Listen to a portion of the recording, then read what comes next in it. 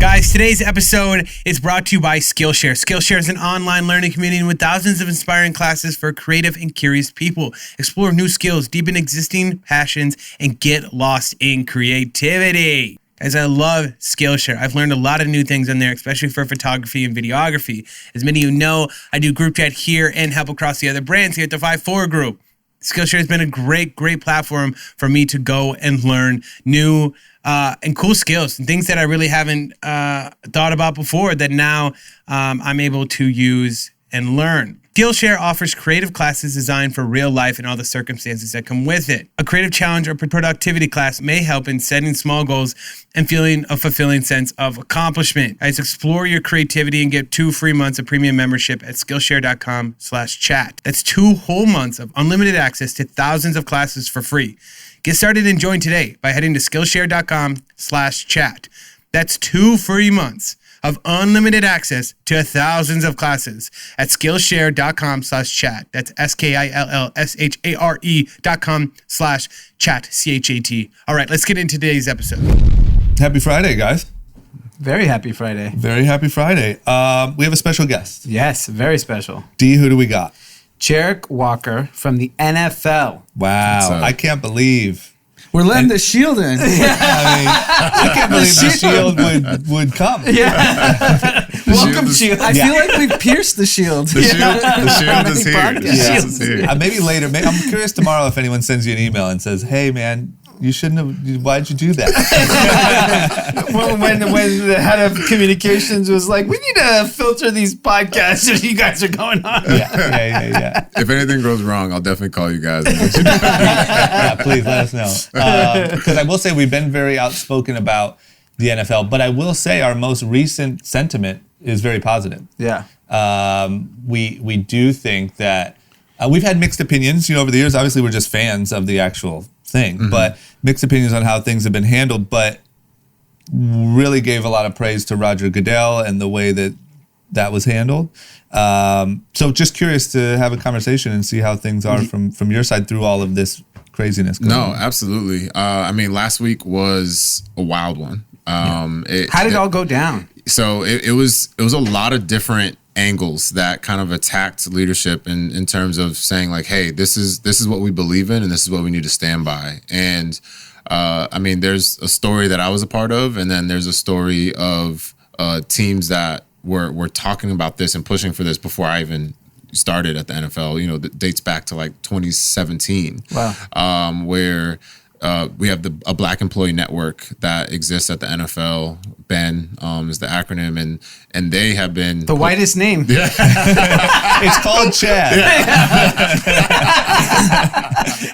You need to rebrand that. It's funny. I've always thought that, but I've never said it. So yeah. So Ben had been, speaking to leadership from way back when and over the years, and I didn't know that I started last November with the NFL. But for me, it started on Sunday. We have our leaders, they'll always say, hey, call me if you need anything, right? And, typically when people say that, you're like, okay, whatever. It's right? bullshit. Yeah. But the CMO said, call me if you ever need anything. And the weekend before, I called him to say, hey, I feel like we need to push a little bit harder. I feel like our statement needs to be stronger. I also feel like we need to have some internal conversations because people are hurting. And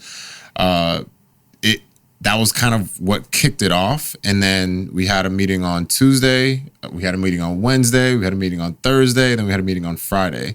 And each meeting, it was like a higher level of leadership. And each meeting, I think I got more and more upset and more passionate. And there was more fire, and more people spoke up. That by the time we got to Friday, actually, let me backtrack a little bit.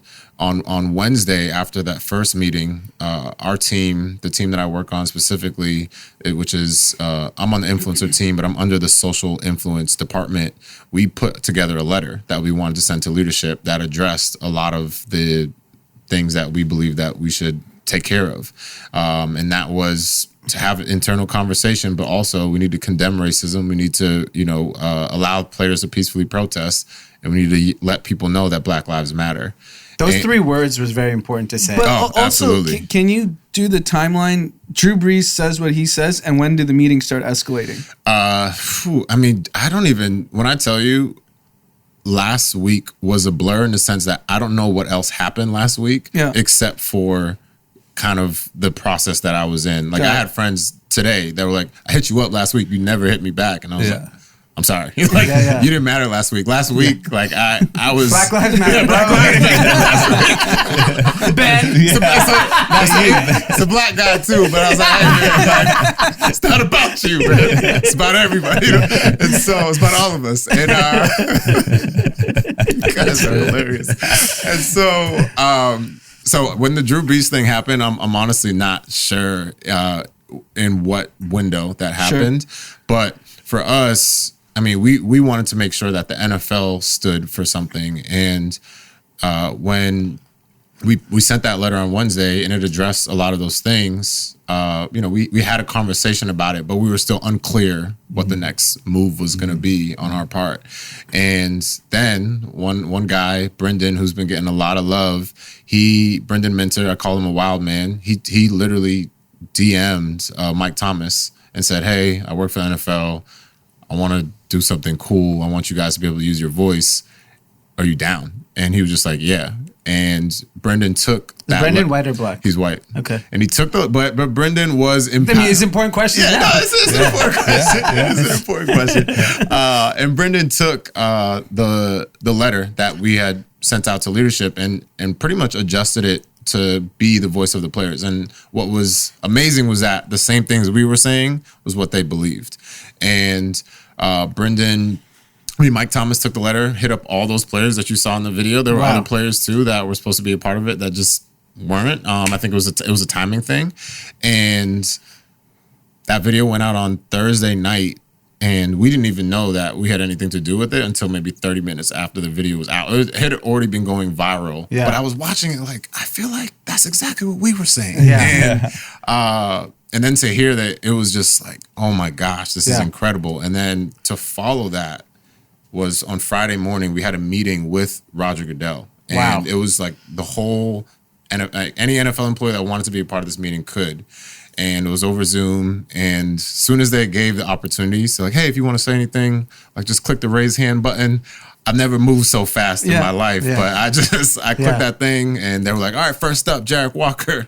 And mind you, how nervous were you? Oh man, I was shaking. And I had it written down because I knew that if I just tried to go off of my head and my emotions, that it might have got ridiculous. And literally, I remember starting and said, all right, guys, I'm shaking right now. I'm very nervous, but so I wrote this down. I want to make sure that it comes through. And I just took a deep breath and kind of blacked out after that. But seeing how everyone responded to it, I knew that it had come through. And I think what was special was that a fire was lit just within the office where, the only people I really know are the people in my department because half of my time at the NFL has been in quarantine. And now, after that conversation, probably over 50 people have emailed me, and I've been having this whole week conversations with them over Zoom. And it's people at all levels in the company that were empowered just because I spoke up. And now more and more people are speaking up. And the changes that just the conversations that was already happening a week later are so powerful and impactful that I truly believe that the NFL is now is taking a completely new direction that I think the world is going to be surprised by. Wow. You know, from the outside looking in, just as a super fan, I feel like Patrick Mahomes being in that video was the game changer. You got MVP, Super Bowl. He's the poster boy. He's the poster child of the NFL for probably the next 15 years. Yeah, no, absolutely. And I mean, I agree with that.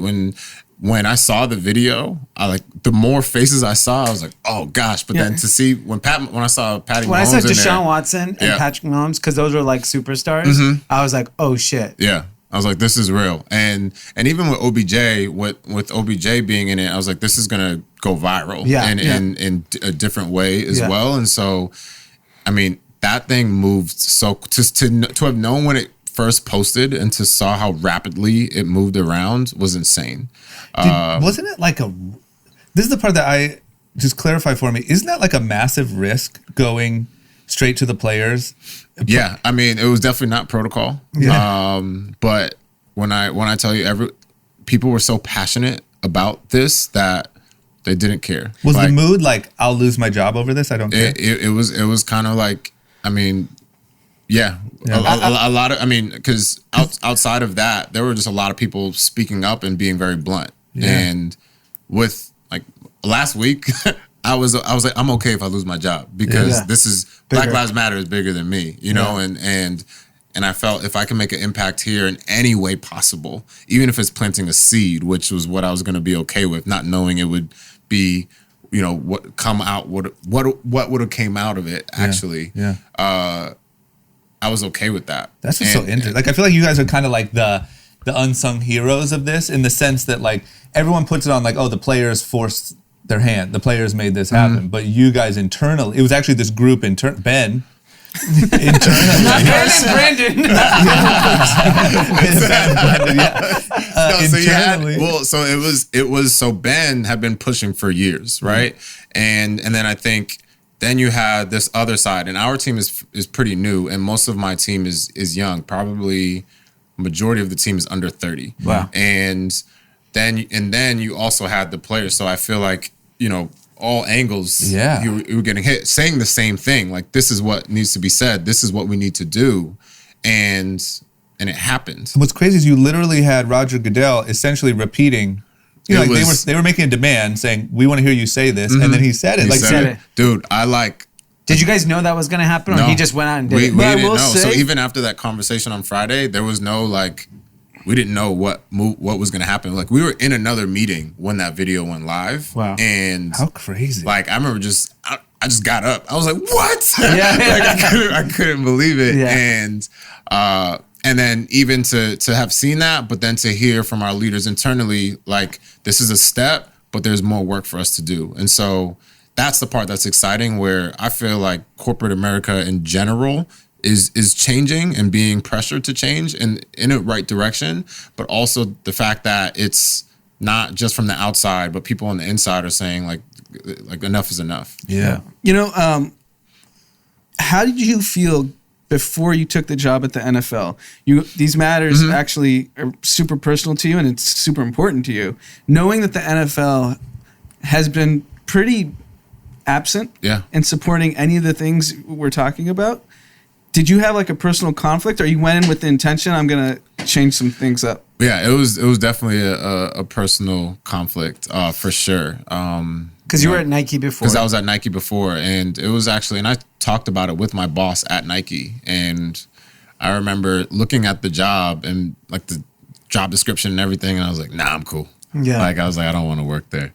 And in the interview process, my boss encouraged you, always take the interview. And in the interview process, everyone that I spoke to, a part of this kind of new team within the league, was like, we're here to make change. We're here to change the direction. And that's what sold me on it. I was like, I want to be a part of that because I believe that if this machine changed, it could change the country. Yeah. And so that was what made me accept it. And I mean, when I got there, it was kind of hard to see. There was a lot like literally I started and everything was about Pro Bowl and Super Bowl, which, don't get me wrong, that was incredible. I almost cried when they sang the national anthem at the Super Bowl. I was like, I can't believe I'm here. Right? But we're big Super Bowl fans. Yeah. And that was the first time at Nike. Funny enough, I've worked a lot of Super Bowl events, but somehow never received a ticket to the Super Bowl. And so, I've always been so close and I never got there. And then this time it happened. And so, I mean, there was that pressure, and internally every day I'm like, all right, how am I making this move to make change? And it's like very evident now. So that was in like 6 months. How long have you been there? It's like 7 months. I mean, geez, good timing. Yeah, good batting average. I know. But let me ask you a question. Do you think, and you probably you don't have to answer if you don't feel comfortable, but do you think like the NFL feels the product is so good, we can finally feel how we want to feel, and fuck you if you don't want to watch it? Because we're addicted to it, right? Like I don't know, like if you're like, let's say, at-home racist. And Sunday football comes on, and we're going to see people make statements and make comments about this topic. Is it going to turn you away? I mean, they had record ratings last year. I mean, like, I don't think it's going to, like... But the narrative was that they took politics out of the game, which is why ratings rebounded. Yeah. I'm curious, are politics not going to matter this time around because it's coming from the top? Yeah. I think it's a matter of, I think what's most important is that we just do what's right. And so not to say, we're not going to talk about this, we're not going to talk about that, or we are going to talk about this.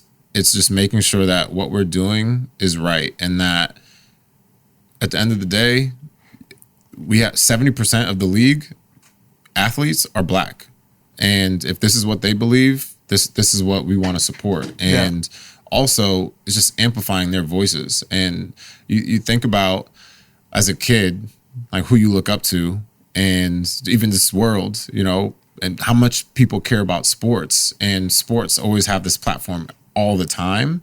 For us, it's just let's do what's right. And I think it's understanding that, I don't want to quote. I'm going to quote Uncle Ben, coincidence, from Spider-Man. With great power comes great responsibility. And, I believe that that's what we're realizing, and we're stepping into that. Yeah.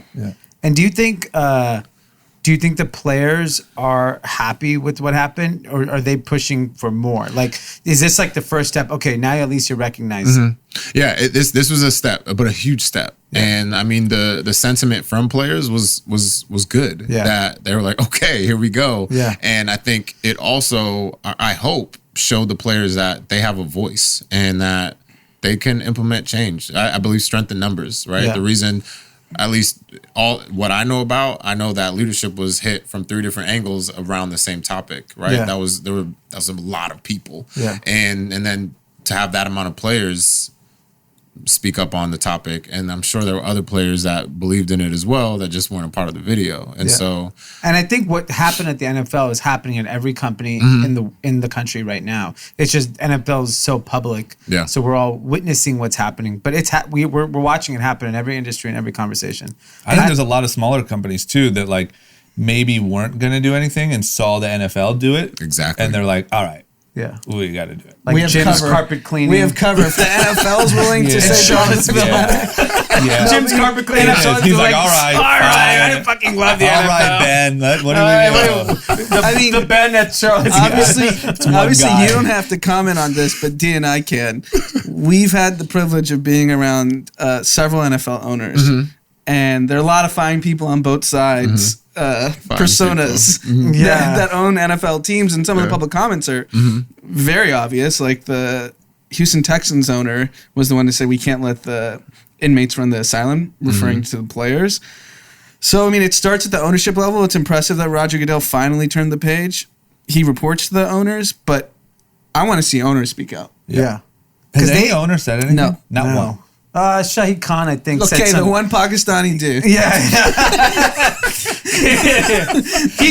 I saw him write an opinion piece, but that was it. But yeah, I think that's why it's the first step of many, right? If you keep that, but if I that's don't the understand tone, why Bob Kraft hanging out with Meek Mill talking about justice reform and not out in the and where's street? Meek Mill saying, Bob, say something now, Yeah. or else Yeah. we're out of here. I mean, You even get your Des cool Bryant card. made a comment about Jerry Jones the other day. Like, he needs to understand what's going on. I mean, Because I know the teams have put out statements, but the owners haven't. yeah, There's a big difference. yeah. And these owners are gods in our country. They're all billionaires. Yeah, but it's just a persona of like an NFL owner is larger than life. But I do think that to the general perception of the country, Roger Goodell and the NFL are above the, so now like he Roger said Goodell is Jesus Christ. Yeah. And these are the disciples. and you all got to fall in line now. Okay. Jesus Christ made a statement.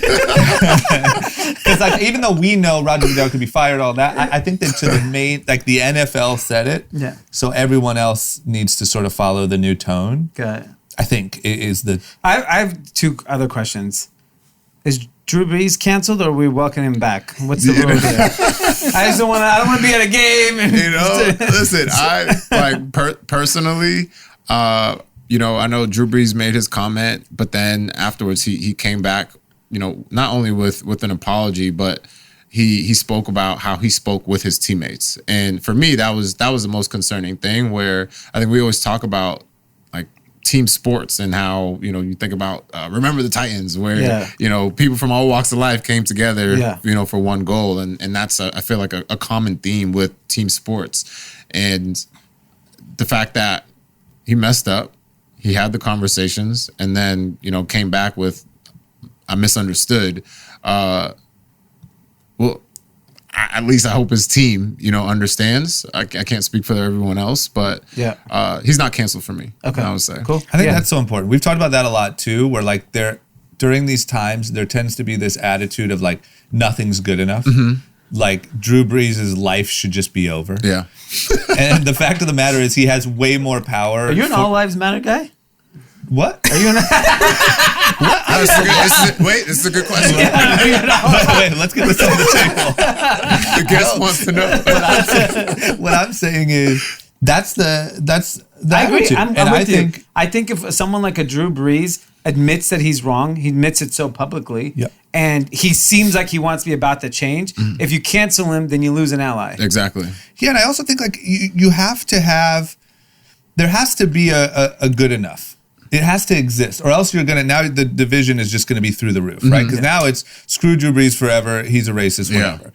You're better off if you can get him to truly understand it and now be a part of the cause. You need people to join the movement, not 1,000%. create bigger enemies. And I just think that's one thing where I think people could go wrong is if like, because I've heard, you know, like I said earlier, Charlemagne the God roasted Roger Goodell on The Breakfast Club. And essentially was not good enough. He was donkey of the day. And I don't know. I think that there needs to be more leaders saying this is the right thing. Let's get people in our movement, not try to continue to alienate. Yeah. No, and I 1,000% agree. I've spoken about a lot of my best friends. We all are in corporate America in different realms, but what we have in common is that we're one of few Black people in the workplace. And initially we're like, why do we have to have these conversations? Why do we have to make them feel comfortable? And, you know, it was, you know, they should know, or they need to do the work. And I was like, true. But if you think about it, all these years have gone by and they didn't even recognize that there was a problem. So clearly, you know, there's a, you know, a gap in terms of education there, that if we can at least point them in the right direction, or acknowledge like, hey, thank you for making this attempt, or thank you for your commitment to learning, I think that goes a long way. And like not everyone, so many, I don't expect everyone to just get it like, oh, okay, Black Lives Matter and all this stuff has been happening all this time. Oh, like clearly a lot of people just didn't know. That's what I think was up with Drew Brees. I think Drew Brees really, in his little white bubble, did not realize how serious this was and that it goes on this often. I think he just truly didn't realize. And I think that's what I feel from this current moment more than I've ever felt in my life is people are coming around and being like, oh, this is a real problem, you know, which does suck. And being on the side of the receiving end of it and being the one who's told, no, you just need to explain. You just need to educate people. You just need to apologize and say, please, like that's insane. But it is working, you know, and I feel like even the impact that we've seen, NFL was a huge one, but the impact we've seen in the last week, just from these little police policies changing and upping the charges for the, you know, these things, like it is really working. It's never worked like this before. No. Exactly. There's never actually been any change. No. And instead you're going to like, oh, we have a kneeling problem, so we're just going to take kneeling off of it. That's just not part of the thing. Like you've always swept it under the rug and everyone's done that. And now people are actually stepping up and saying, here's some changes. Like the door is open to really start, you know? Yeah. And so my other question is, what team will Colin Kaepernick be on next year? You made it this long.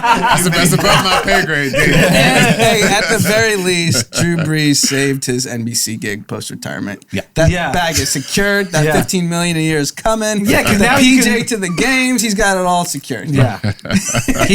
For sure. Yeah, because he's safe. Yeah, and I'll say, man, if he's faking it, he's a good faker. Because there was nothing I thought he could say. If For me, I was like, $100+ million post-retirement was waiting on the table. Yeah. Hey, you could be a good actor. I'm just saying, I thought there was nothing he could say or do immediately that would convince me. Yeah. I'm And- shocked that I actually read it and I was like, fuck. And his first post, that corny, Yeah. I was like, see, he's going to post, I forget what it was, but Yeah. like a black and a white hand. Yeah, Or something. yeah, Like, yeah. oh, see? Yeah. Hashtag Black Lives Matter, right? And I was like, there's exactly what you're going to get. And then when he came back. But man, I just think all of those, like D called them at-home racists, that were like, yeah, Drew, respect the flag, I'm with you. And then they see him turn, it opens a little piece of your brain that's like, maybe Yeah, I'm Drew wrong. Brees is a hero to so many people. Yeah. Yeah. And So- you see that he noticed he saw it wrong.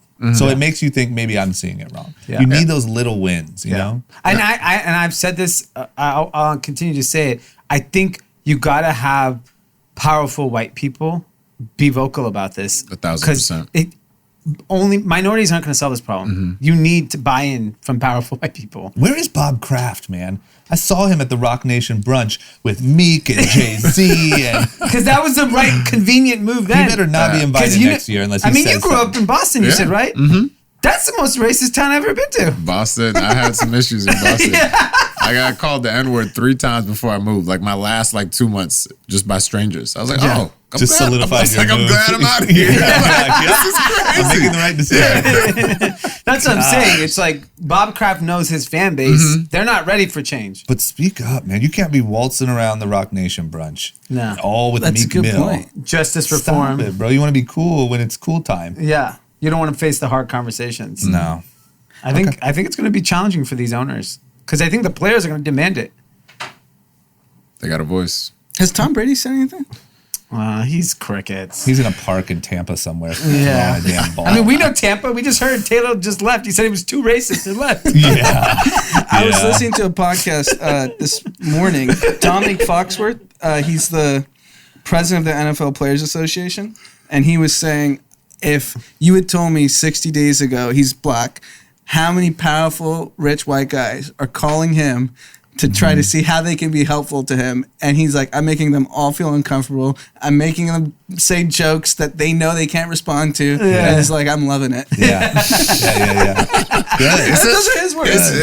It's really a different time, man. Yeah. Like I literally can't believe it. Where I mean, my buddy and I, we did something on social media and it was literally a conversation for white people to talk about things that we've dealt with or things that are just appropriate and not appropriate. And the feedback that we received, like I'm not any social influencer or anything like that, but people are like, I put it on for my family. Like people are really making this effort. Yeah, And that's a beautiful thing. it's crazy. I like pinch myself every day. I'm like, how is this happening? This is Yeah. amazing. Yeah.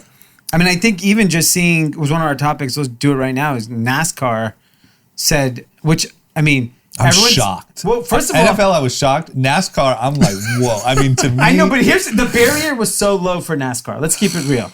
They just had to remove Confederate flags. No, but you're telling me how low it is. It's also the most consequential. Like their fans are going to leave. Yes, Yeah. and you're telling me that you're going to walk up and tell Bill, no, that's Yeah. not allowed here. Give me that. Yeah. Like that's. I know to us it sounds like a no-brainer, but you know they are pissed. I bought a Bubba Wallace jersey T-shirt yesterday to support the Yeah. NASCAR There's movement. no way you knew who Bubba Wallace was 2 days ago. No, I mean, and they kept saying black race car driver, and I look him up, and I'm like, this guy's questionable. I mean, is this the darkest guy you got in the whole fucking sport? for sure in NASCAR. I can't It's believe. a black NASCAR driver named Bubba? Yeah. Oh, man. Yeah. He doesn't. He's moonlighting. I don't know. Like, I'm He's light skinned. He's not like he's like your questionable. skin No, tone. he is not. That is crazy. I'm curious what Formula One does. I mean, it's one black guy wins every single race. Lewis Hamilton. Yeah. Yeah. I mean, He literally wins every maybe frickin' Formula race. One because it's international. It's just more diverse. But the protests are all over. No, But to me, NASCAR. I mean, I'm sorry, NASCAR fans. I look at the NASCAR like literally like a Trump rally. Yes, I would be scared to go to a NASCAR race. Yeah, I would be scared for you. Yeah. Yeah, I don't. Yeah, that's how I look at it. Maybe I'm wrong. Maybe it's progressed a little more. Yeah. But to me, them doing that feels. I know Omar went to Indianapolis 500. Is that NASCAR? What is that? That's NASCAR. But to me, Indy that's also the power of this he NFL said thing. he said it was amazing. But he's also a celebrity. Yeah. Yeah, he got. So treated he's different. He's in the pit Well, with yeah. the. You're not up in the stands with the Confederate flags. Yeah, I mean, I've been to plenty of NFL games. There's a lot of N-bombs being dropped. in those stands. Yeah. You gotta click. I mean, even the Red Sox came out and on Torrey Hunter, who plays for the Red Sox, they kind of apologized for their fan base because they know how brutal it is in Boston. And Adam Jones, who's a good friend of mine who played for the Baltimore Orioles, he just a few years ago was in the outfield because he plays in the outfield, and there was all these comments made from the stands. Everyone said he lied and made it up. They literally like ran him out of town because they said he lied. And I was texting with him last night, and he was like, "Dude, do you know how big this is? The Boston Red Sox agree that." But the funny thing about the Boston Red Sox apology, so I go on their Instagram because I want to see it. The owner or the ownership had a feed post, but the actual story of Torrey Hunter was only on story. They still were they didn't want that thing to be shared too much. I will say, I was like, put the shit on the feed. I stick to metropolitan cities when I travel within the U.S., and Boston is by far the most racist place I've ever been. Yes. Yeah. Born and raised. Well, maybe it equipped you to be able to go fight. You wouldn't be able to fight racism if you didn't deal with that thick Boston. skin. Yeah. But that's what I think. I really think the NFL move, the other thing that's so crazy about it is they were first. Yeah. And I think that could have been the tipping point with NASCAR. Yeah. That could have been the tipping point. You know what I mean? Yeah. Like you need that lead, that first. Yeah. Same way you were first on that Zoom call. You know what I mean? Like that to me is how I viewed the NFL's move. Was like, all right, here we go. Yeah. Let's see what happens. And I think the impact will be huge. Oh, it's huge. Isn't that what happened with Russell Westbrook? There was that moment where fans were yelling racist shit In at him. Utah. Yeah. That was In like Utah, a big he moment. got in the stands or like confronted the fan. And it was a big moment that they punished the fan. Yeah. They banned him. I think you'll see a lot more of that. I think Fans those little are- wins you'll see. I'm actually looking forward to sporting events with no fans. Fans are the worst people on earth. Yeah. Like any fan in a stadium is trash. Like You love being a fan in the stadium. I do, but I don't want to be around with anyone else there. Yeah. Like I just want to watch the game. Why do I have to hear? I need another beer. Shut the fuck up. Yeah, I get it. I don't go. Like people are just screaming. Last Super Bowl, not this Super Bowl, the Super Bowl before last, was that the Pats one? Were that annoying person behind us? Atlanta Falcons, right? Yeah, Was Falcons. that 2 years ago? Or maybe With the 23, that Super Bowl? yeah, maybe 3 years oh, ago, Man, actually. that was 2017. Yeah. Okay. That was guy, insane. We got stuck in the Pats section, and this guy is just screaming. Ironically, 21 Savage and Meek Mill were sitting right in front of us. There you go. Yeah, probably with Bob Kraft. Freaking traitor. Yeah. He's like, get up for the anthem, guys. Yeah, come on, stand it up, 21. Don't be such a So savage. we were in expensive seats. And it was crazy. Yeah, we had the best seats in the entire stadium, and I could not believe the stuff I was hearing out of these people's mouths at a game. Yeah. It's insane. Why do people think they have the right? They're like, I paid good money. I'm like, that guy got paid $30 million to throw the ball. You're just a broke fan. Just shut up. Yeah. Pat Seahawks Super Bowl in Arizona, Yeah. we sat up top and it got unsafe at the end. That's why you can't sit atop. I know. I learned my lesson. Because Amanda was cheering for the Hawks the whole time, and there was these Boston guys. The interception happens, literally cussing us out. Yeah. I was like, just celebrate and be happy. Why are you cussing us out? Because you were fans of the other. Yeah, they were like, fuck you. Da, da, da, da, da. They were like, I gotta let you have it, man. Yeah. Like, here's the thing. Boston fans are prideful, which I won't take that away from them. Like, that was something, being from there was something that was amazing. But a lot of times They're take more it prideful over. about being racist. that's They take it over white the top. pride. They take it over White the top. pride. That's called white supremacy. Oh man, it gets real. It's dangerous. Yeah. You know. The other quick thing on the Bubba thing is, did you see that he's going to drive a Black Lives Matter car? Yeah. That is wow. going to cause That's incredible. I mean, ruckus in those stands. Good for Jesus. Bubba, man. I give so much props to anyone who's the front leading the charge in any zone. Oh, yeah. Yeah. Which actually, interesting conversation. So I got a DM yesterday from a friend regarding our last episode saying, like, you know, some of the comments we made about the movement that he doesn't think are accurate or he doesn't agree with. Not accurate. Your He doesn't friend agree with. said that, or a a- friend said, Okay. a black friend. Okay. And one of the comments was, we believe the Black Lives Matter movement needs a leader because it just helps galvanize more energy towards. And he was like, the reason why I don't believe why we should have a leader is then you have someone to decapitate and kill the movement, which is really interesting. Because imagine if you did have a leader, does it kill the spirit of what's going on? Because then you're like, that just feels so flawed to me. It's like saying a company shouldn't have one CEO because what if he dies in a plane crash? I know, but we know historically black political figures it hasn't ended well. Yeah, it has But don't not. you think that, but here, let me ask you this. Still, when you see the majority of the quotes and the photos and the videos happening right now, it's MLK, Malcolm X, and a lot of Tupac. Yeah. Mm-hmm. Like, I'm not saying I know they were all nobody should killed. die. No, what I'm saying is, but that's how powerful the leader was, that it is still the message today. I know, but I think the moment is like, to say that it can't thrive without a leader, I don't know if that's right. And this is what he was challenging me on, because I do believe we all agreed that we thought there needed to be a face, because I think it's just like, the other side has a face. Their face is the president. So it's like you gotta have. I feel like I would agree that they don't, where we had our leaders, and because, like you said, those voices, those quotes are still true to this day.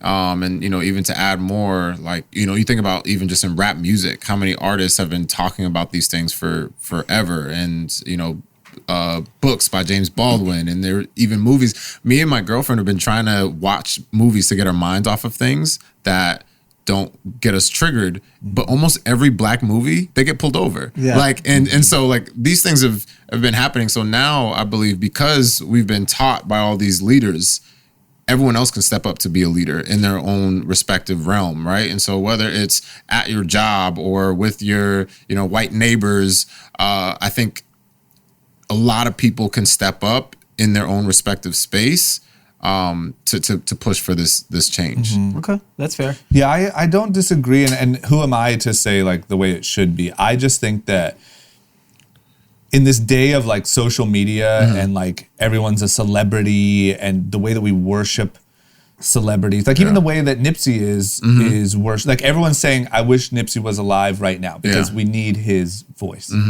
And the way people look at Kendrick and all that stuff. The point is, I just think it's so powerful to have someone to ease, like we've talked about some of the fighting between D-Ray McKesson and Black Lives Matter, and there's just a lot of like fighting between groups going on, and having someone or a few people to sort of calm that and say this is all for the same thing, it's just a powerful part. But I get both sides. Okay. Yeah, it's an interesting one. Yeah.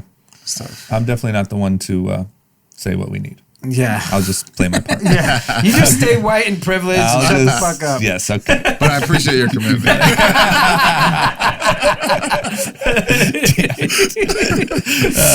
All right, next up.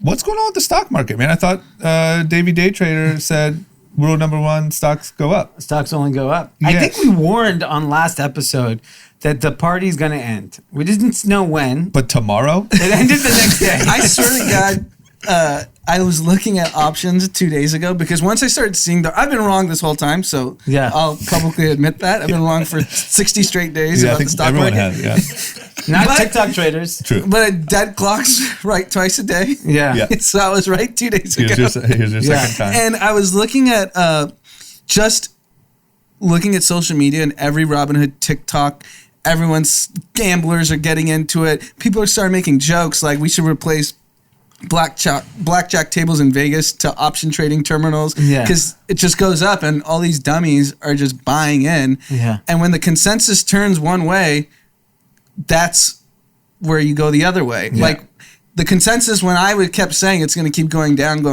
was it's going to go down, and we were wrong. Yeah. The consensus this time was it's going to go up, and Yeah, and I think what happened was the Fed came out yesterday and said the economy is not good. It's not looking good. The rest of 2020 will be a recession. 2021, we expect growth to resume. We don't know how many jobs are going to resume once all this stuff is opened up. And then what happened is in the last 3 days, all of a sudden, and everyone wants to, now anything corona related, everyone discounts. But it is fact, and a lot of people have shared that in Texas, hospitalizations went up. And so people want to say, oh, that's elective surgeries or that's whatever. There's no doubt when you reopen that there's going to be more cases. So I think like that people didn't, for some reason, everyone thought coronavirus is gone and everything's just going to go back to normal. Even Nashville just came out today and said they're delaying phases of opening now because they're concerned about the outbreak. So now you're seeing cities clearly recognize that this is not going to be as fast as possible. So what does that do? That spooks investors because that means that recovery that we all thought that was just going to be a rocket ship stalled. So today the Dow went down 7%, NASDAQ went down 5-6%. All your favorite, TikTok companies have got creamed. Mm-hmm. And I literally had this vision in the morning when I saw the market continue. It was down like 700-800 in the morning, and then it was down 1,000, then it was down 12, then it was down 1,400. I think it ended down 1,800, the Dow. Mm-hmm. I would love to have had a body cam on a TikTok Robinhood investor, like a 19-year-old going, holy shit. Yeah. Because they only know one way the stock market goes, which is up. Yeah. And they just, if this happens another day, it's literally going to wipe out everybody. And then it's just a free-for-all. Yeah, so Trump started badgering the Fed. Yeah. Saying they're useless. Yes, Of course, yeah. Yeah. But yeah, I mean, it should be this volatile. That's like the reality. I'm not saying it's going to, I think the stock market's still going to go down much further over time. But we should see this type of volatility both ways. Like you're going to see people opportunistic probably in the next week, jump back in, and you're going to see people taking profits because they've made so much goddamn money in the last 90 days. Yeah. And that's what we should be seeing. We should be seeing swings both sides on a weekly basis, not what we just saw, which is one way. Yeah. Even everyone's favorite Nikola Corporation finally went down. Oh, they did? Yeah. Oh, man, I was just about to get in. $15 billion company now? No, still in the 20s. The high for the week was at $93. Today, the stock's trading at $60.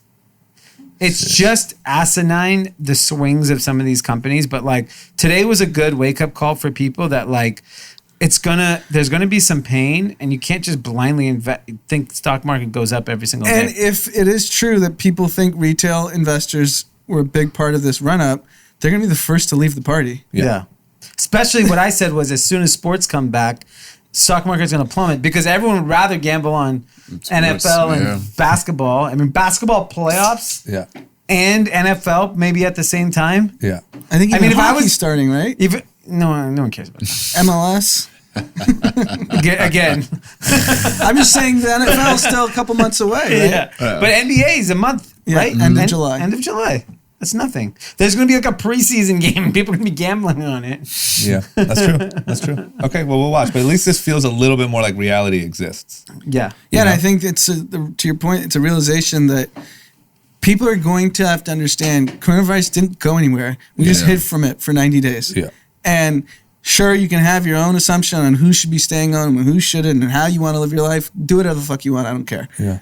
But it's still going to be here, and it's going to be here for a long time. Yeah, I have good news. Pete and I got tested, and you both have it. We we both got tested. We swabbed up, and happy to report we are corona-free.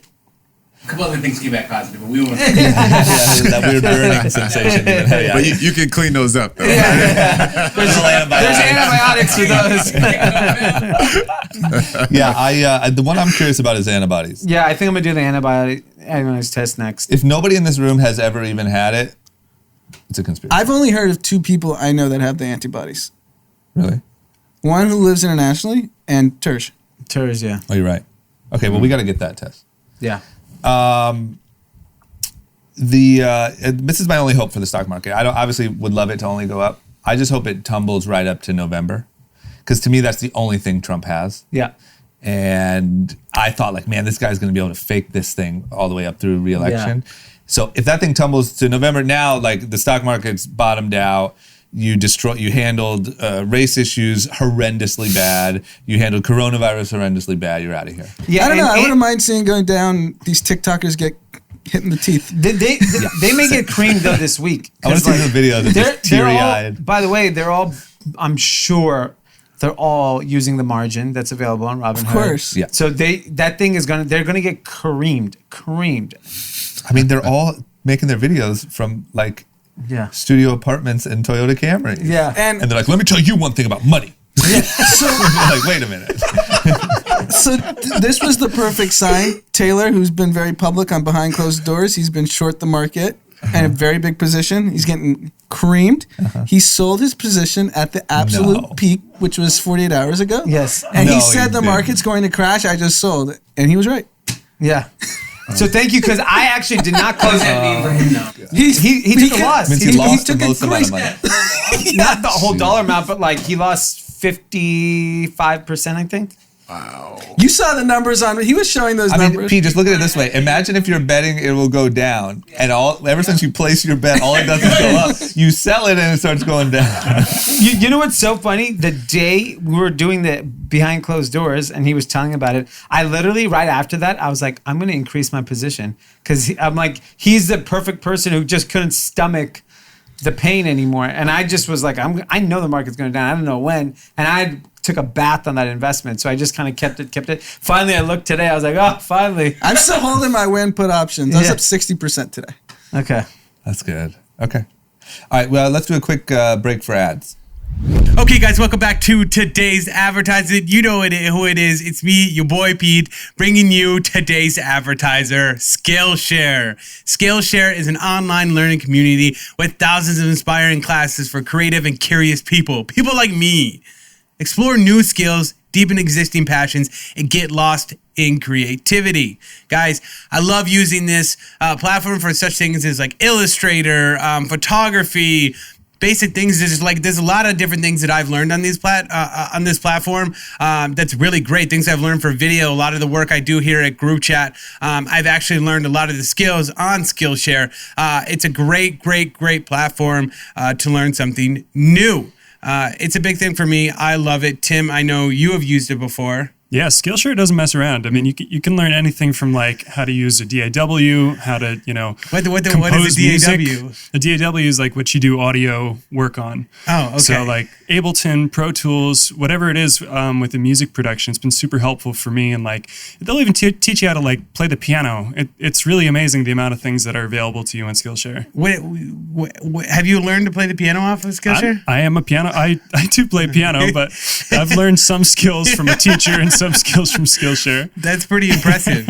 Skillshare offers creative classes designed for real life and all the circumstances that come with it. Drawing, writing, and journaling classes can be a great way to help manage stress and practice mindfulness. Guys, explore your creativity and get 2 free months of premium membership at Skillshare.com/chat. That's 2 whole months of unlimited access to thousands of free classes, for free. That's 2 whole months of unlimited. Oh my God. That's 2 whole months of unlimited access to thousands of classes for free. Get started and join today by heading to Skillshare.com/chat. That's 2 free months of unlimited access to thousands of classes at Skillshare.com/chat. Skillshare.com/chat. CHAT. I don't get why you're not taking. People need to take advantage of this opportunity. Pete, I'm going to give you 2 months to learn the piano. I don't do that.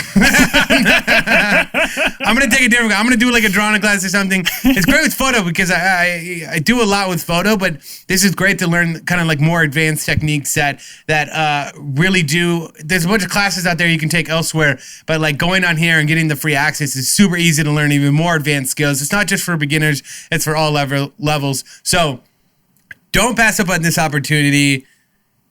You know you want to learn something new. I know you got plenty of time to do it. That's it. That's all I have today. Maybe next time I'll have a new skill learned by then. We'll see.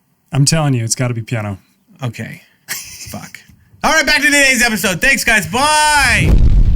And we're back. What's going on in Georgia? I saw a lot of stuff about Georgia voter suppression. What happened? So they had an election Tuesday, and crazy. They had 2 videos.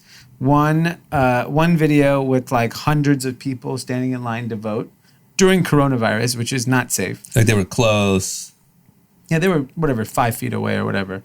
Okay. And then they did another polling area, which had no people.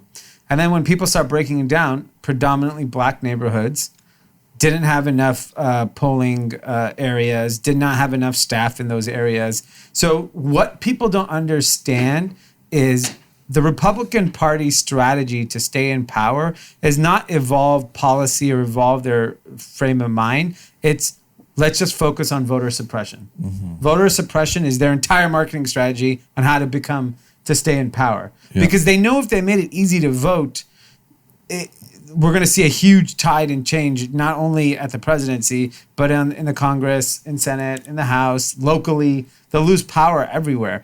And so the problem is that like the left side is not good at like solving this problem for whatever reason. Like they're not fighting the battle right, because voter suppression is real.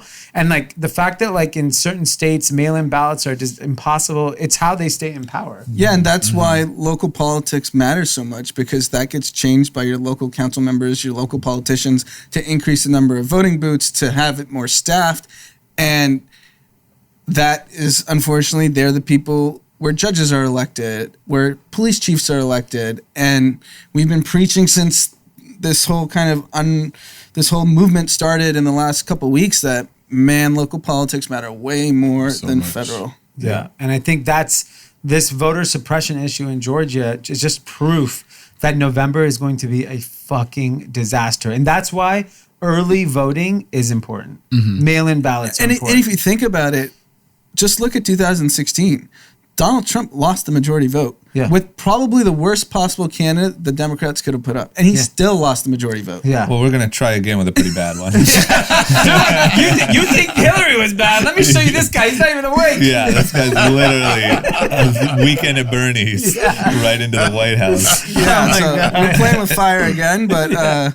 That just shows you, like, are the Democrats so arrogant that they're like, we have a guy that borderline senile, and we think he could become president. I know. Yeah, I think they're just. Yeah, I don't know. I think there's got to be problems. I told my voting story for the primaries. I waited 3.5 hours. Yeah.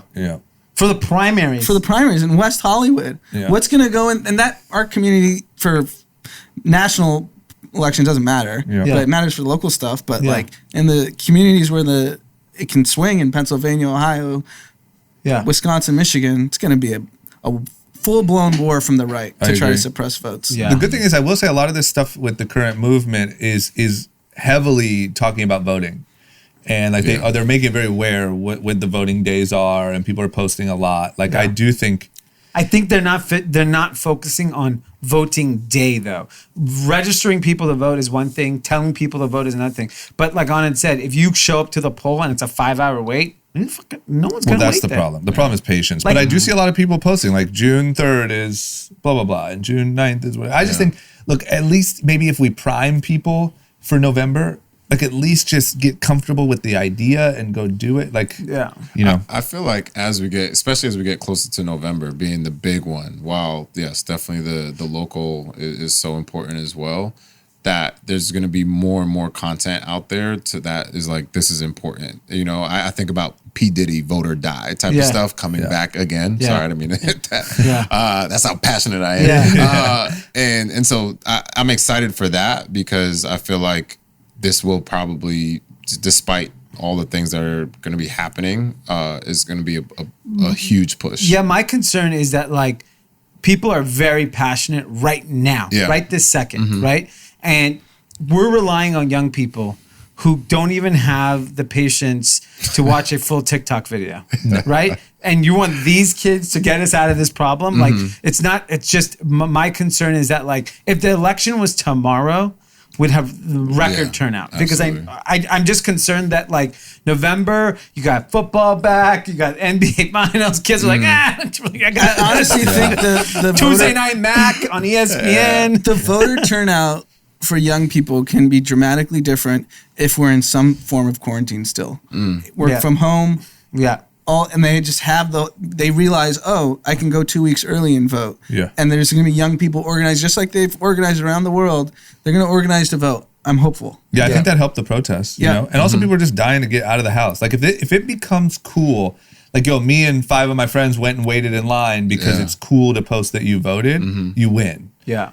All these TikTokers should just go do meet and greets at different polling locations. Yeah. You know? Right? We just get like DJ setups in the lines Yeah. and people 4 just hours like for that partying. anyway. Yeah, it's like you get 3 free stock tips from your favorite TikToker. Who's in tears and living out of a box now. By November, they're going to be homeless. They're just doing it because that's my mom. She's cooking on a hot pot. Yeah, it won't be pretty by November. I don't think. Okay, how about this? In continued handling everything the worst, like if there's an ABC choice of how to handle all of these issues, and you purposely choose the worst one every single time, Donald Trump, there's been this big push to take down Confederate memorials, obviously NASCAR banning Confederate flag. There was a video that went viral, I think it was like in London or something, where they ripped off that Confederate statue and threw it in the ocean, which there was also a really funny video of like 4 just hillbilly white supremacist dudes like trying to dig it out of the river like with poles. And it's like, dude, do you not see you're on the losing side of this?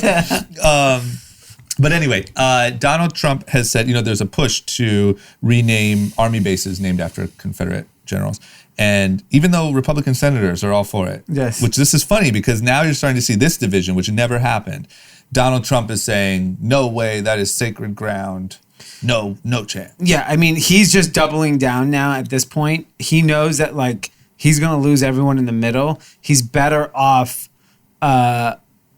focusing on all the closet racists to come out and vote for him in November because he knows that, like, like Mitt Romney, who, like, always had an issue with Trump, finally stood up when he went to the march and actually said Black Lives Matters. So it's like, he's going to slowly start losing all the centrist people. And the funny thing is he's supposed to be doing a speech about racism. And he's having Stephen Miller write it. Stephen Miller is that guy. Openly racist. He invented racism, this guy. In our backyard, Santa Monica. California. Really? Yes. Yeah. This is why I'm very skeptical of the West Side. Really? Yeah. I thought the West Side was like so... Like, you cross that 405, it's like a whole nother planet over there. Wow, who would have thought? So this guy's just banking on the KKK to reelect him? Yeah, who are you betting on? Okay, let's take this. He's planning his first rally. He's planning his first rally in Tulsa, Oklahoma. He's planning his first rally in Tulsa, Oklahoma, the place where a ton of black people were massacred. How long ago is this? Black Wall Street. Yeah, Black Wall Street. 1920s. 1920s, Yeah. And it's and that's his first. That's the date he chose. On Juneteenth. On Juneteenth. Yes. Which He's is, basically like, 18th, right? I'm a racist. it's the day I'm that commemorates the end of slavery. Yeah. How much more, like, he's just like bragging about being racist at this point. That's what I'm saying. Like, what? Like, I don't know. This is why one of my things is I think that Roger Stone and all those guys were actually brilliant in tapping into a sentiment in America and getting him elected. I think that sentiment in America has now changed and they're not pivoting. And like, you would think, I thought Trump was all things terrible, but smart in the way that he manipulated the system, right? Yeah. I think that now it just looks dumb. Like, even just strategically, you don't look like, what are you doing? You're literally only banking on openly racist, hate-filled people to elect you as president? Yeah. So, sorry, June 19th. It was not June 18th. June 19th, celebration of the end of slavery. And Tulsa is where the massacre happened. And I just think, he's literally banking on, let me go. Because, like, think about it. Tulsa, Oklahoma. Okay. We know what the crowd's going to be like. And you have this whole movement. Do you know how many Black Lives Matter folks are going to show up there too? It'll get ugly. Yeah, that could get real ugly. Mm-hmm. I've seen video from those rallies, even the old ones, even the 2016 ones. They're scary. They're real scary. Scary. But now, after all this, and you're doing like, I just don't get it, man. I don't, maybe he lost his marketing guys. Because look, and I hate to even talk about it this way, but I know that Trump only cares about winning. That's all he's thinking at the end of the day. and maybe you lost your marketing team and there's no one, so you're just tripling down on all the things that used to work. Yeah. But right now, and I think forever going forward, that sentiment of white power is not going to work. And the problem is, you know how easily he could get elected? Because there's a bunch of people in the center that think everything else is fine. And if he just embraced what's going on and was actually gave a compassionate speech, showed a little empathy in terms of coronavirus, all the people in the center will be like, okay, that's good enough for me. And he'd probably win. Whose side are you on, man? I'm just saying. Yes, but I was an All Lives Matter guy. If you're an All Lives Matter guy, but you don't think you're racist, but you see what's going on between the virus and Black Lives Matter, you're just like, dude, I can't support this guy anymore. But at that point, you're just like, if he just came out and just had some empathy. But that's not his persona. His persona is to take huge swings. Yeah. So let's just look at the swings he took in 2020. Corona is fake. Yeah. 110,000 dead now. Yeah. That swung and missed. Yeah. And then he swung saying we should reopen. We've reopened, and now cases starting to spike a little bit in hospitalizations. Now he's taking another swing, like Black lives don't matter, actually, guys. Yeah. That's the swing he's taking. And we're going to go to Tulsa and prove it to you. Yes. He literally, everything he does and says right now is the worst way to possibly. And he called out Roger Goodell. Yeah. What do you do? Just stop, dude. Yeah. That's where I think the line draws. The NFL. I swear to God, I know how these, like, I don't know how every fucking person thinks, but I know that, like, sports has such a profound impact on the way people think. And when NASCAR makes changes, NFL makes changes, the person sitting at home is like, okay, I guess I might have to change too. But think about 3-4 years ago when everything was in line. He was saying, don't you want to just tell those son of a bitches to get off the field? And then the NFL was saying, yeah, none of that. And like everything worked. Yeah. Now it's changed. That's outdated now. The NFL has spoke out about it, and now you're just against everyone. Do you know that Tulsa, Oklahoma? I'm telling you, there's going to be 100,000 people there now. It's going to be insane. Yeah. I don't think everyone's just going to let this Trump rally just happen. It's literally. Why would they let that? Because it's stupid to let him have that moment. And the Black Wall Street massacre, I didn't even know this because I don't remember history books when we were in school. It's not in history books. No, of course not. Why would it be? The history. This is the same problem. That doesn't paint the picture that they're crazy. trying to paint. And it's the same problem where people are so like defending the Confederate flag, Confederate generals. Like the history books taught us only one side of the story. And they showed the story. I mean, I feel like I'm fairly well informed. I was ignorant. I didn't know about it till like 2 weeks ago. How would you know? That's the point. There was literally, it was nothing. Even myself, I learned about it probably in the last 2 or 3 years. And I only learned it because of that HBO show. It's my buddies and I were saying that, you know, maybe in the beginning, right, we were kind of held back and like, this is the book you can read, but no one accounted for the internet. No one accounted for people, that non-white people getting smarter and smarter and smarter and smarter and learning like the real story. And now there's nothing that can be done. Like we know what happened and we're letting everybody know. Yeah. So I think that is a big turning point that's happening, is all of that information is finally like in the world. Like you can't ignore that stuff happened. But for Trump to go to a freaking rally there, I'm telling you, man, the scariest thing to me is when he doesn't get reelected, he insists on still doing rallies, and they're literally just the biggest white supremacy rallies that have ever existed. That's why I think he's going to have this niche group that won't give up. I have an idea. Please. I want to give those folks a couple states. I am down for that. Let's give them like Alabama. Yeah. Drew Brees in Louisiana, right? You can have that. Yeah, but New Orleans. You can't give up New Orleans. There's better cities they can move to. Move to Texas. But they should build their little Trump walls around those areas. And they can't leave. They can't leave, and we don't want to go there. Yeah. I'm down for that. I'm down for that. We're Alabama. I'm saying maybe give them all of Alabama. All the SEC. The north half of Florida. I think it's the Southeastern Conference. Just give them that. I know. I mean, Atlanta's nice. I like Atlanta. Yeah, this is tough. We need to come back to the drawing board on that. But I'm totally down for that. I think a couple states could solve the problem. Yeah. I mean, and just go live in your weird little white supremacist bubble. How many? Let's say there's 400 million people live in America. 350. 350. Sure. How many are racist? 50 million. 50. Yeah, was going to be my number. 50 million adults or 50 million Total, people? 50 million I've seen total. some kids say some crazy shit. Kids say the craziest stuff. Because they say the labor force. Let's do this. The labor force is 160 million people. No, I'm not talking about labor I know, force. but that's adults. We can basically. still save the kids though. We can save the Yeah, kids. so I don't know those video That's games. optimistic. Not those Fortnite kids. No, so Fortnite kids are lost. So Those let's just kids yelling the N-word on Fortnite all night, they might be gone. if the labor workforce is 160 million people, so those are the people we'd be interacting with on a daily basis. Not young kids, not senior citizens. I gotta put them all in one state. Senior citizens are out because Yeah. they're just beyond. Yeah. It's, I say 50 million you could squeeze into like 2 states. I 2 agree. big states. I'm down for it. And they could just do Trump rallies every week. Yeah, do your Klan rallies, do whatever you want. Just leave us alone. Yeah. And stay off Facebook too. Yeah. We have to ban Facebook. Yeah. They get their That own shit- platform. Yeah. They gotta come up with their Literally, own Facebook. social network. Yeah, they can have Racebook. Yeah. Okay. Moving on. Moving on. Let's talk about what's up with Cops. Cops is canceled. Yeah, so That's a big moment in the fuck cops movement. yeah, I so- like that. So there's all these things happening.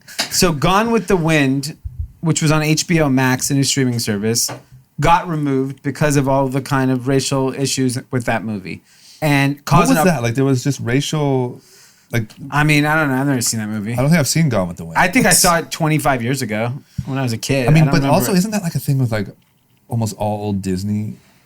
Like there's a lot of racist. Yeah, that's shit. that's also a slippery slope because you Yeah. look at movies from 20 years ago. That shit doesn't fly now. Disney's So that's got a the catalog 2000s. full of- I mean, Eminem's first 3 albums doesn't Yeah, fly this is anymore. from 1939. This movie.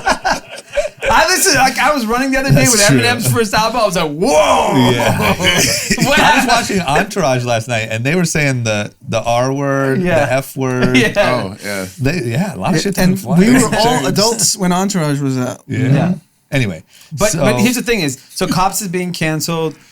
Gone with the Wind, and I understand it is a slippery slope. But what do you do when there's just so many pieces of content that are inappropriate? Yeah. Like, I mean, they were happily erasing Black history and not talking about what happened in Tulsa, Oklahoma. That's true. Fuck your few movies. Yeah, That's I my agree. view. It's like they were like Paw Patrol. They were clowning because Paw Patrol is about a dog police, and so like they Cancel it. get. Fuck them. Yeah, I know. I feel bad. My kid's got a Paw Patrol thing. Yeah. Now you gotta pull it from him, Yeah. man. You gotta be like, yo, we don't No fuck Paw with them Patrol in anymore. this house. Yeah. What's funny is he wanted a. You're not patrolling shit in this house. He has a police car, a mailman, and a mail truck, and all this Yeah. stuff. And for whatever reason, he wanted like new ones. And so we were just like, you got the mail truck. Yeah. No cop car. Not till we figure this shit out. So now he's obsessed with the mailman. We have to go chase mail trucks all around town. That's good. It's better than chasing police. Yeah. We know that doesn't end well. No.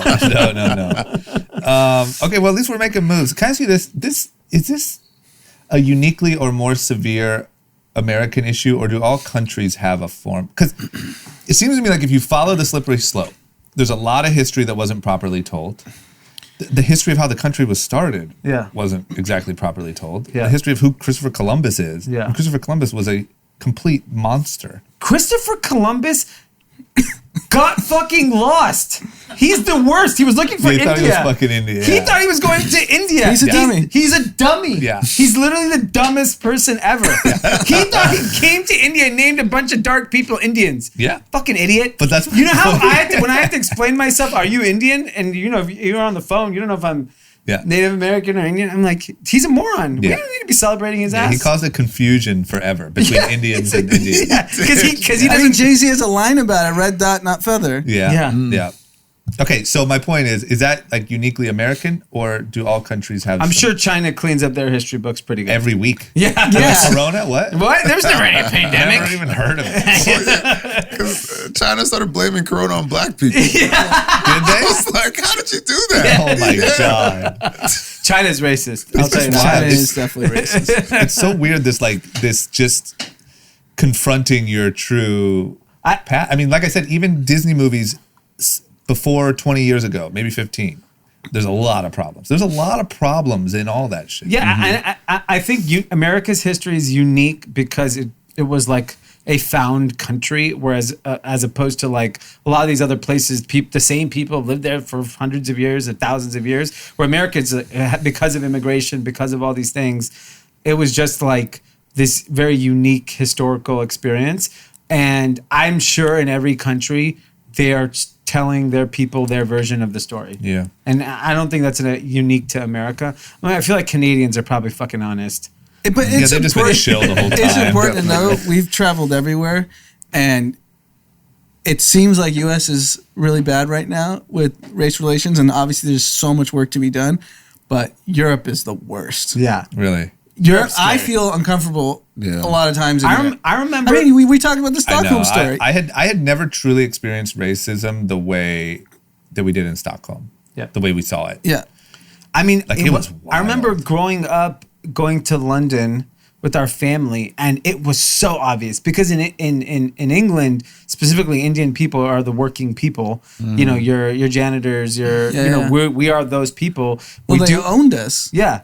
The British owned India. British owned India, yeah. So there was a very condescending feeling about when we would go to London. Yep. And then I went later as an adult, and it's a very different city, a different country today. But you go out to parts of Europe, like we're always with a very diverse group of people. It is blatantly obvious. When we were in Istanbul, Anthony and I were at the bar. They refused to serve him at a high-end bar. Which hotel? What's the place that actually got shot Reina. up? Yes. Yeah. And I literally we're obviously, there's a group of 5 of us. They would not even look at him. Just him. Yes. And That's they happened in kept giving me Stockholm. drinks. Yeah. Yeah. That's so wild. Anthony's crazy. travels to all these places often. So, Yeah. I mean, he's probably got endless number of stories. Yeah. He has thick skin. Yeah. The ability that stuff doesn't get to him. I mean, I'm sure it does. Because he's but- rich.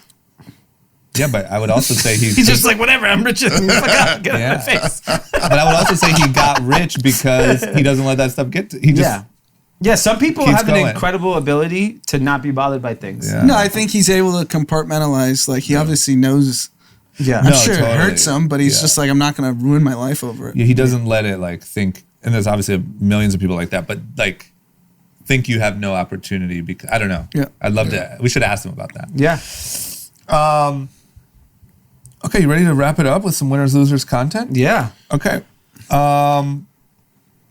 Who's the biggest winner in the last week? My winner is Twitter. So Twitter is adding a feature Okay. where when you share an article, they ask you, have you read it? Oh. Oh, Wow. Wow. yeah. That's incredible. But then can you just say no? I just like the So headline. I don't know. I'm gonna play around with it and really see how it works, because here's the thing. Even if you can still say no, I haven't read it, and post it, at the mere idea that Twitter's taking that one more step, it may actually prevent some people from sharing information. Yeah. Like, have you read the article? Because I don't believe most people read articles. They only read headlines. Most Yep. people are like, cable news is incredible at headlines. Yep. You know, they're not good at telling the story. They're incredible at headlines. And that's CNN and Fox News are both complicit in that, because they know the average person doesn't want to dig too deep. They just want, like, oh, 45 million people have coronavirus. Oh, that sounds scary. Yeah. And that's Retweet. it. Yeah, it's like exactly retweet. Yeah. Check this But out. I think that, to me, they're my winner. I think Twitter is taking a stand about all these issues, and whether they've got it figured out, that remains to be seen. But the fact that they're making an effort, Yeah, he's whereas trying. Facebook just gives $0. And he donated a lot of money, Jack Dorsey. Like, he's trying. He's definitely trying. Yeah. I think it looks messy. Yeah. Maybe it ends in a good place. Yep. Okay, Anand, what do you got? My winner is Nate Jones. Nate Jones works for Andreessen Horowitz. Okay. I've met him and been around him somewhat over the last kind of 6 or 7 years. Anthony's close to him. Mm-hmm. He's black. He launched a talent and opportunity fund with Andreessen Horowitz that he's going to run. And the idea is to back founders that come from non-traditional backgrounds. They didn't go to elite colleges. They don't come from Stanford. They don't come from... So he's trying to dig deep to find pockets of talent that normally get overlooked from the investing community. And the reason why he's my winner is Andreessen Horowitz put up, I think, $2.2 million, and Ben and Felicia Horowitz were going to match whoever donates, and I think they were already up to like $8 million in donations from just random people donating, and he fucking got shat on. Yeah. I shit on him too. It was pathetic. Yeah. And Nate Jones goes, he tweets after a week of being shit on, like, all you guys are talking about this movement. He's literally beat every odd. I forget his exact bio. It's like public housing, came from underprivileged areas, came to Silicon Valley by himself, had a dream, and he's finally doing something that he thinks is going to be super impactful. And he's like, and you all shat on me. Yeah. It's like I'm the person you claim you're tweeting about and rooting for, and when I try to do something, you shit on me. Yeah. I think it was the dollar amount. It was the dollar amount. It was the Andreessen Horowitz next to the dollar amount. Yeah, this is what I always talk about.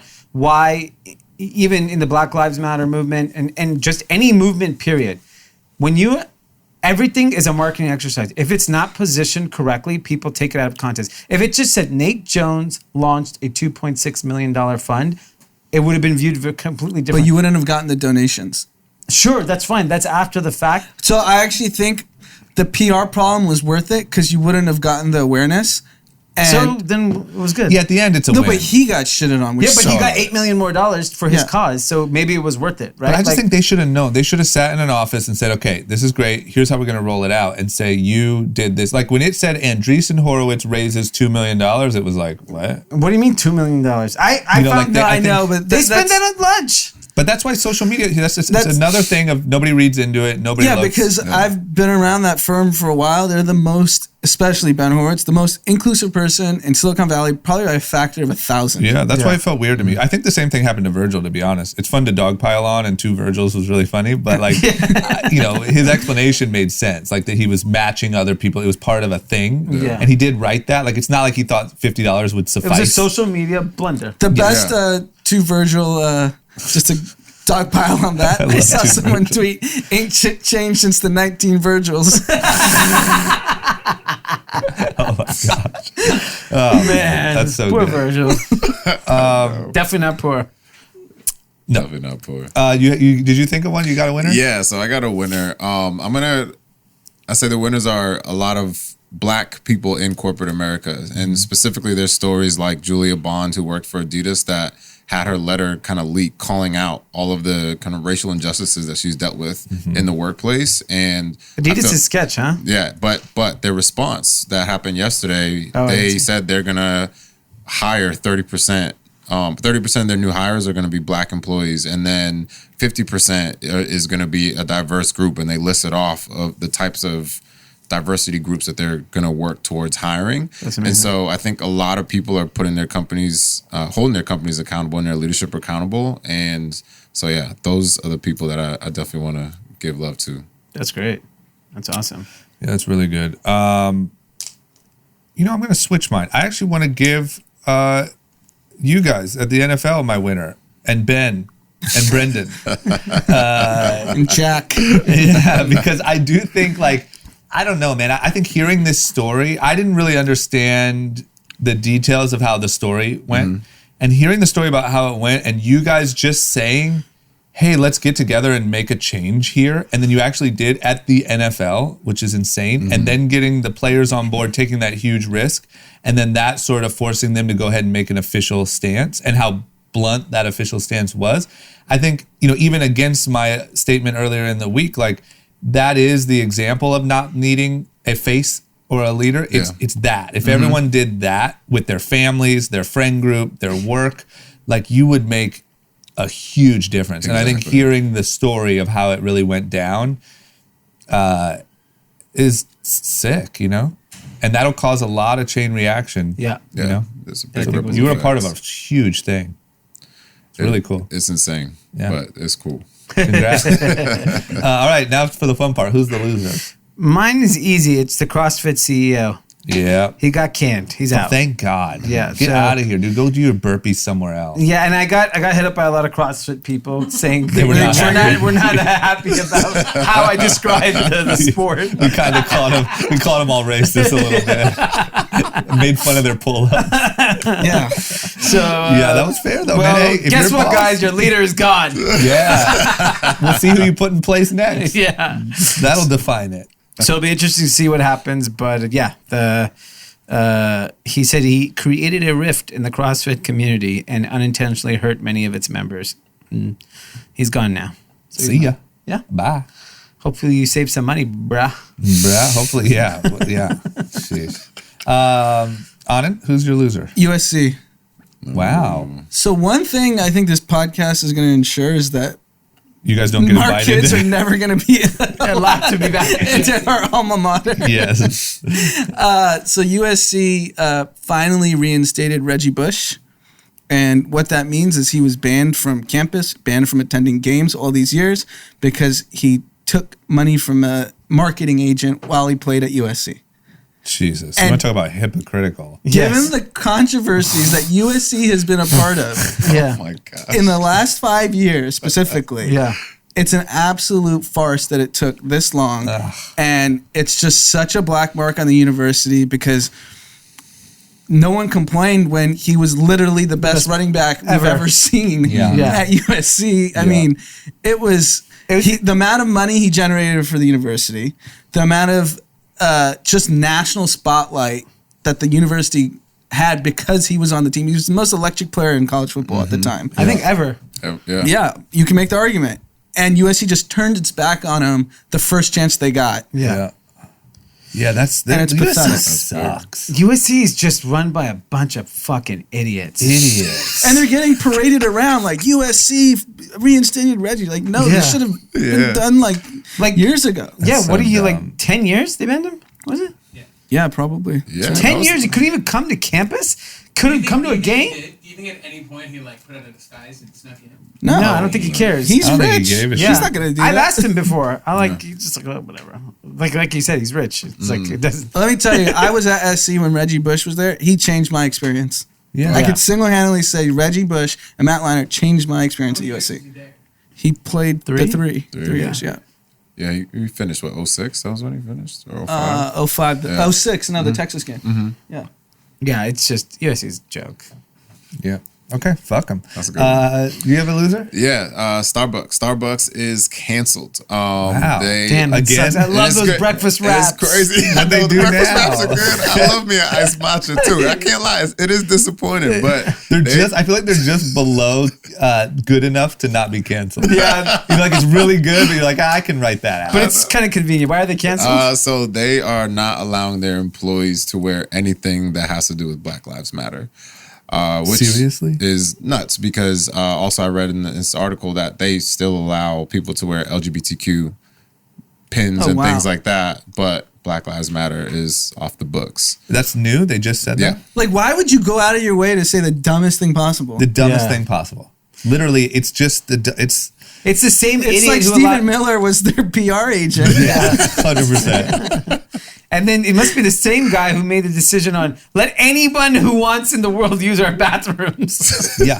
So just to be clear, right? Didn't they kick out a group of black people on camera? Yeah. Yep. So then the answer to that was anyone can come in our store at any time for any reason. Yeah. So then it was just like a bunch of homeless people using the bathrooms. Yeah.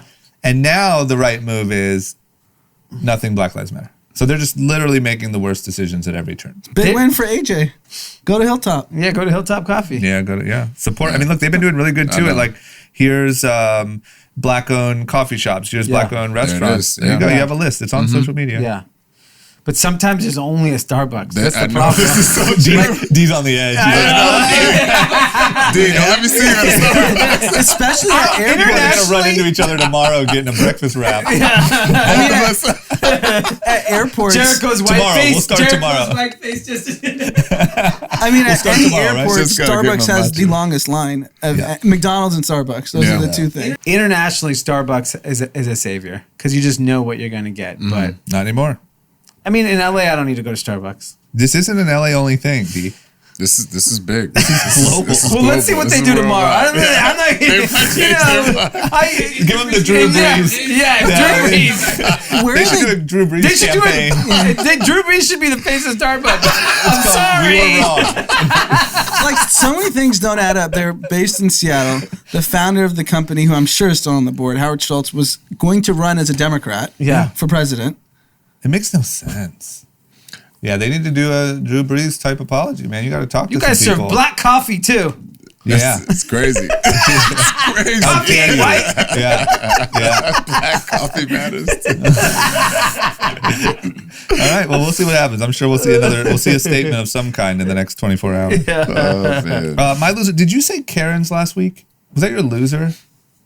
Maybe. Okay. Well, if so, I'm just going to double down because I've now spent the week with keeping up with the Karens, and like, man, I will say this movement has been incredible for exposing a lot of like racial issues in companies and stuff like that. But the other thing that somehow it's just been incredible for is exposing Karens. Yeah. And are you aware of Karens? Yes. Okay, so He for sure is aware of this. I've seen it my whole life.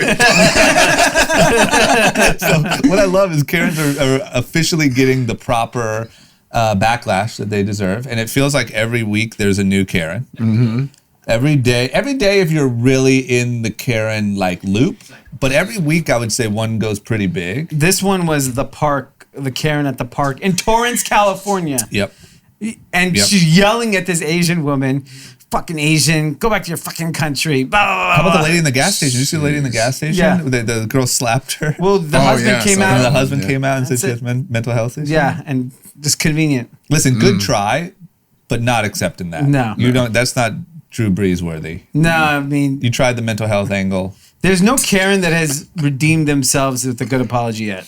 Karens Karens are, when you talk about people that are too far gone, Karens are front of the line. Karens with a hard R. Yeah, absolutely. Yeah, they're gone.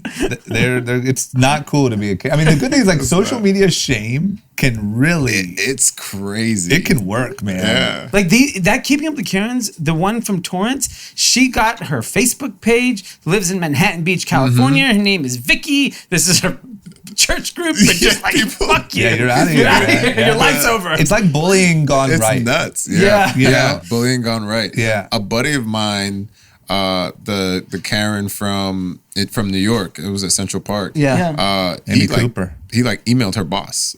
Really? He said, I am disappointed That's to have amazing. seen, like, he doesn't even work there, nothing, but email her boss. Like, people it's cutthroat. Like, you can't, That's good. you Yeah. don't want to get caught in that. But you can't be treating people like that. That's what people don't understand. This woman's just working out, walk around, and she just unloads on her. Yeah. Yeah.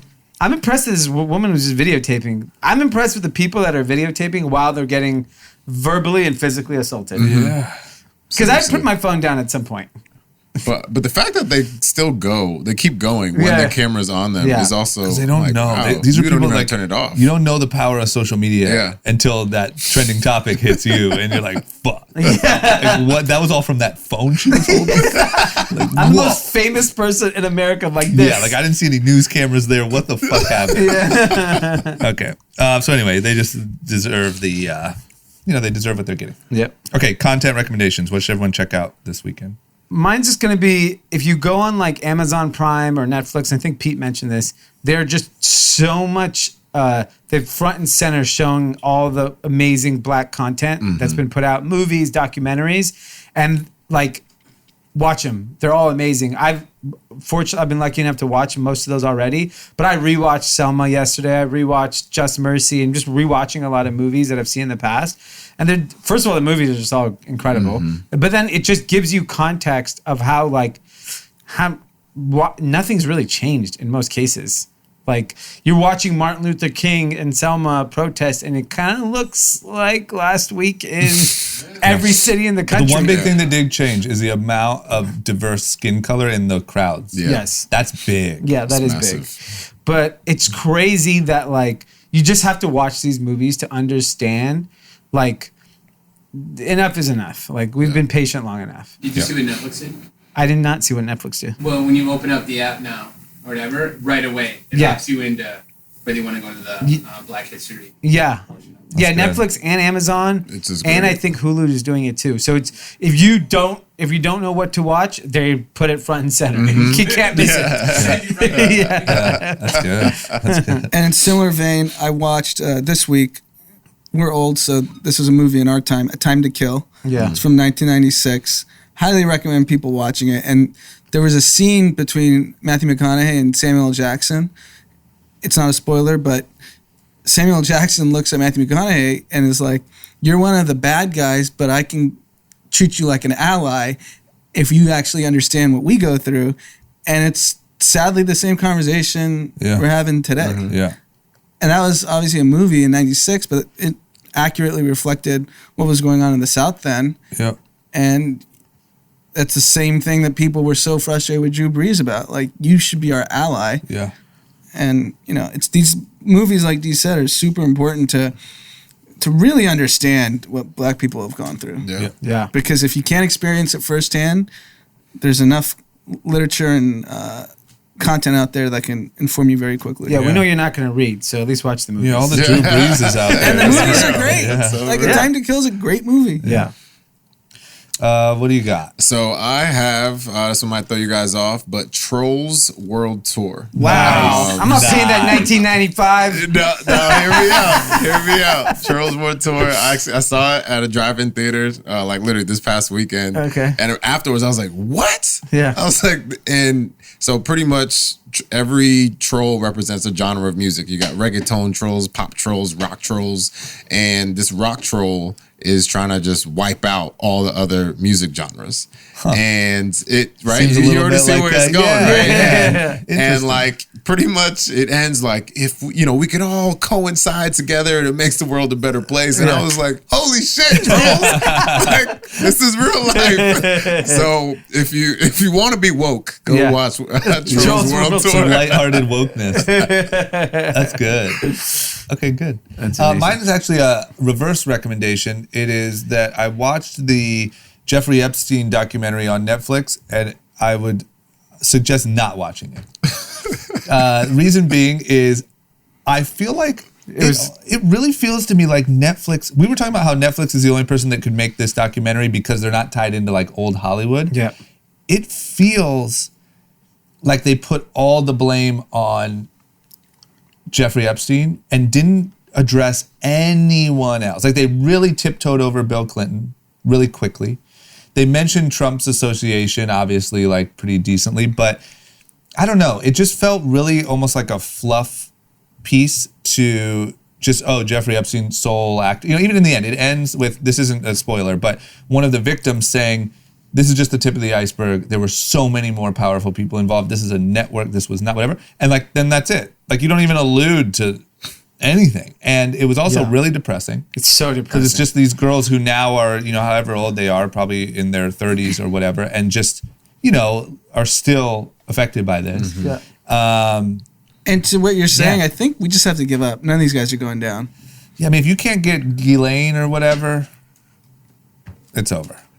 We were pronouncing her name wrong the whole time. Of course, but she doesn't deserve it. She doesn't deserve proper pronunciation. And I don't even, there's a scene where the girl at the end, like, she paints a picture, one of the victims paints a picture, and like, this is the Jeffrey Epstein, like, this is my view of it. And it's really weird, and Jeffrey Epstein's like in a flying saucer and whatever, but like, a guy that I believe looks exactly like Leslie Wexner is front and center, right under Ghislaine. But there's no mention of Leslie. Leslie, they skim right over. Yeah. So like, it just felt like, it almost felt like it was made by people trying to make sure all the blame was just on him and we could put this thing to bed. Yeah. Definitely. Plus, it was just really fucking depressing. So depressing. Yeah. It's like all these little girls. It's like, Just don't watch it. Things are too heavy right now. Now's not the time. Watch Trolls. Yeah. Watch Trolls. Cheer up. Yeah. Don't tiptoe into that thing. yeah, I didn't like it. Okay. Well, that's it. That's it. Incredible episode. Thank you for coming on and Thanks for having having me. this talk. Like we said, I mean, it felt risky to me in the beginning that you would come here and do this, but it went great. I don't think we need to edit anything out. No, you're not going to be hearing from any bosses or anything, I don't think. I think we're in this. Hopefully you get a promotion. Yeah. They should just have you out doing the podcast circuit. Right? Yeah, you explain it well. A little tour. Yeah, why not? So that's it. Hit us up on Instagram at GroupChatPod, melrosestreetjournal.com. Subscribe to our newsletter. Check out our articles. behind closed doors on IGTV and YouTube. Great. That it? That's it. There it is. Everyone have a good weekend. Stay safe.